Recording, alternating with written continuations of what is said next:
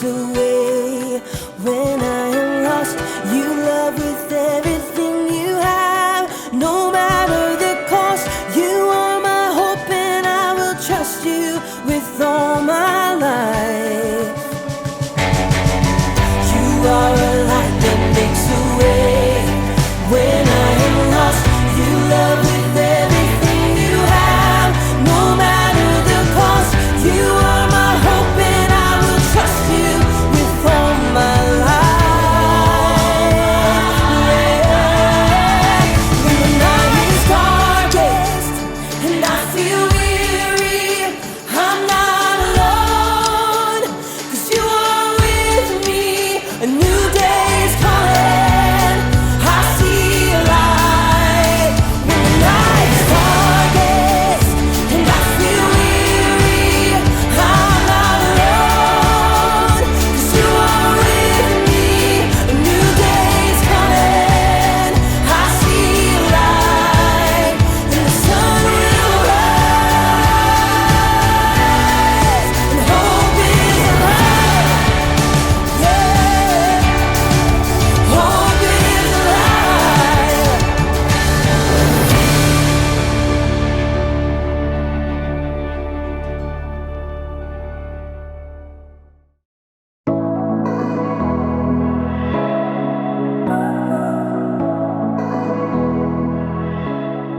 Oh, there we go. What's happening, peeps? I'm Jacob, and today we're celebrating a day that is all about hope. Hope is believing that something good can come out of something bad. And something really good came out of the day we call Easter! Woo! So, to celebrate, let's do some Easter-themed puzzles. First, an Easter egg hunt. Okay.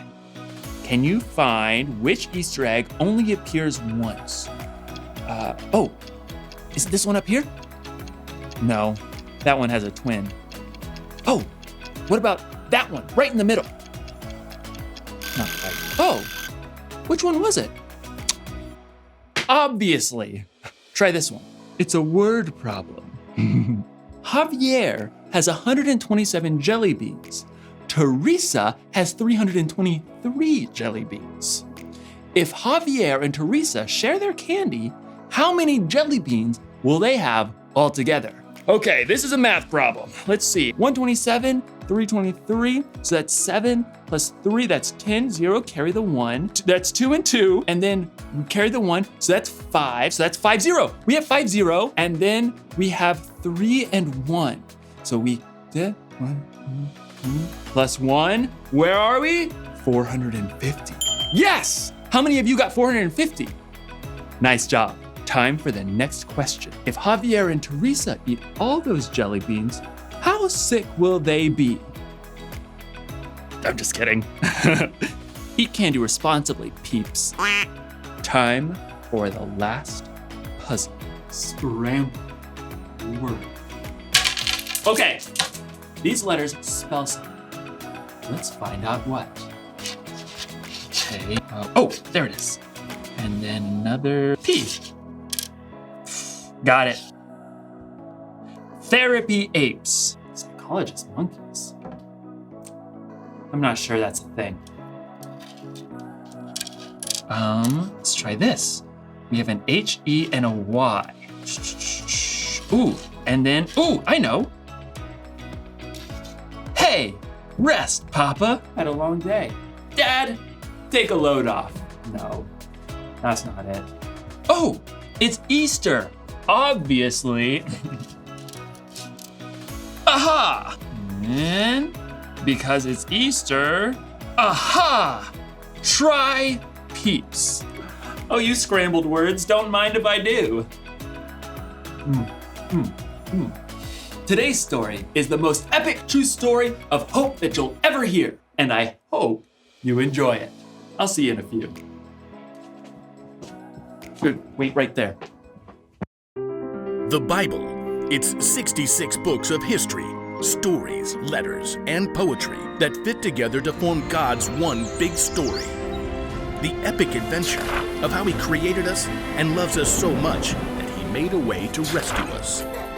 As we travel through the Bible, from Genesis to Revelation, we discover people who met God and found their lives changed forever. Now, for an amazing story, inspired by the book of John, chapters 18 through 20. In the days before electricity, people were used to living in darkness much of the time.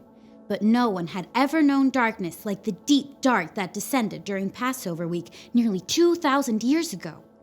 Jesus had arrived in Jerusalem to shouts and cheers. Hosanna! Blessed is the King! Hosanna! But the religious leaders had been plotting a way to get rid of Jesus, and they had found the perfect way to get to him through one of his closest followers, Judas. What will you give me if I hand Jesus over to you? For 30 pieces of silver, Judas promised to betray Jesus, the light of the world. Darkness was coming, but Jesus wasn't surprised. After a special Passover meal with his friends, he told them, "In a little while, you will no longer see me. Then after a little while, you will see me." Jesus led his friends across the Kidron Valley to a garden called Gethsemane. This very night, you will all turn away because of me. Peter hurried to step right up beside Jesus. All the others may turn away because of you, but I never will. In the garden, Jesus pleaded with God in prayer. My Father, is it possible for this cup to be taken away? But if I must drink it, may what you want be done. His friends couldn't stay awake long enough to pray with Jesus. But soon, the dim silence of the garden was broken. A mob of soldiers and officials streamed into the garden carrying flaming torches. Judas marched right up at the front and led them straight to Jesus. Who do you want? Jesus of Nazareth. I am he. At first, everyone fell back, but then they surged forward to grab Jesus. Peter tried to defend him with the sword, but Jesus stopped him. Put your sword away. Shouldn't I drink the cup of suffering the Father has given me? Jesus was tied up and taken to the high priest for questioning. Panicked, his friends fled into the darkness, except for Peter and John, who followed at a distance. Peter waited outside in the courtyard, while John slipped inside. You aren't one of Jesus' disciples, are you? Peter, afraid for his life, froze. I am not. Inside, Jesus was put on trial and lied about by fake witnesses. Tell us if you are the Messiah, the Son of God. You have said so. From now on, you will see the Son of Man sitting at the right hand of the Mighty One.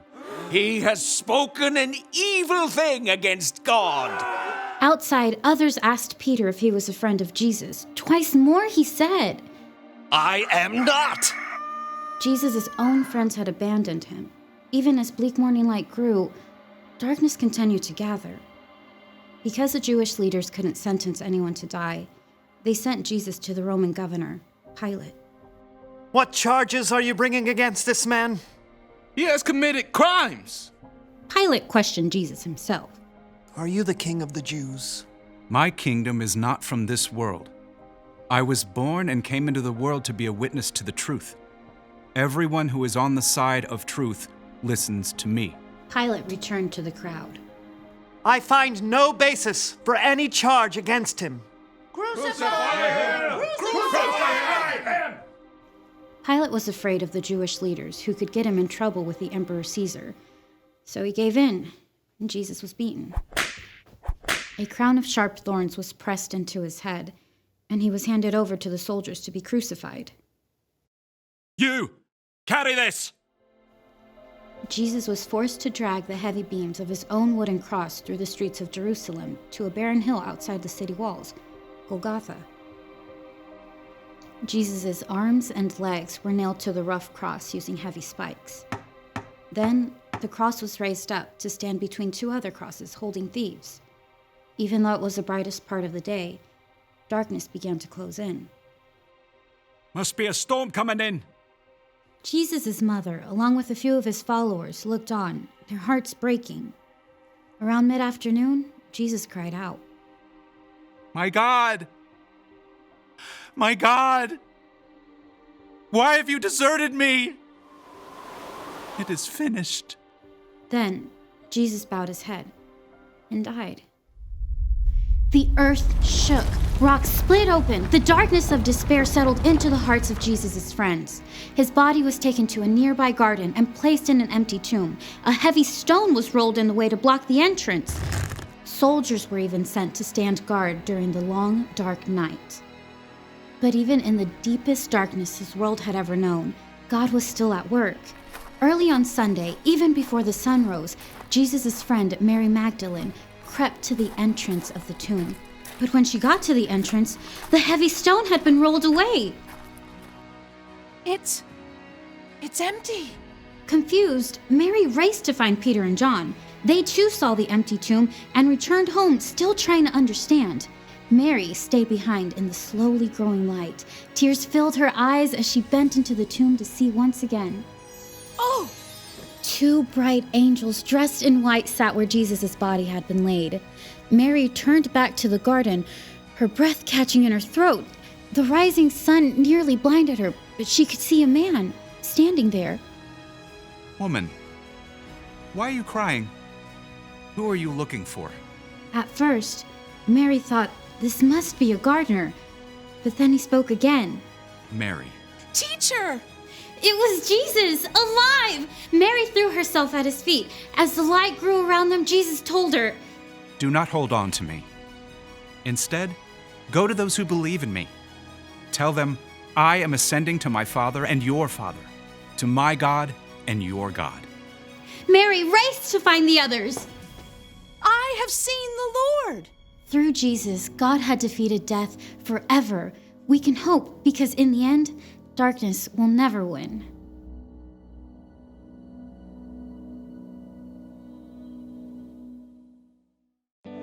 Got it. You ever wonder why we celebrate Easter every year? Here's why. When sin entered the world, people and God were separate. It was easy to see how far apart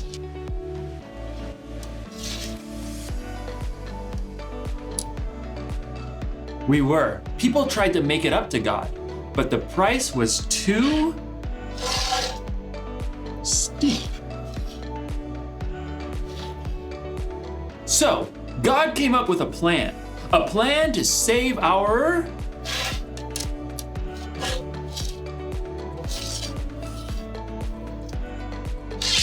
hearts, a plan to save the whole earth. God's plan was to send Jesus, his one and only Son. Jesus died to erase all of our sins from the past and all of our sins in the future too, a price we could never repay. Jesus died because of his great love for us. And we celebrate Easter because we remember that Jesus' death wasn't the end of the story. Jesus came back to life to give us hope so that when we believe, we'll have a relationship with God that will last forever. He rose from the dead to show that he's more powerful than any fear or any problem we may have. He rose so that we would know this one thing. Whatever happens, remember Jesus is alive. So, no matter what's puzzling you, you can be sure that Jesus is with you. He loves you, and he is still very much alive. Happy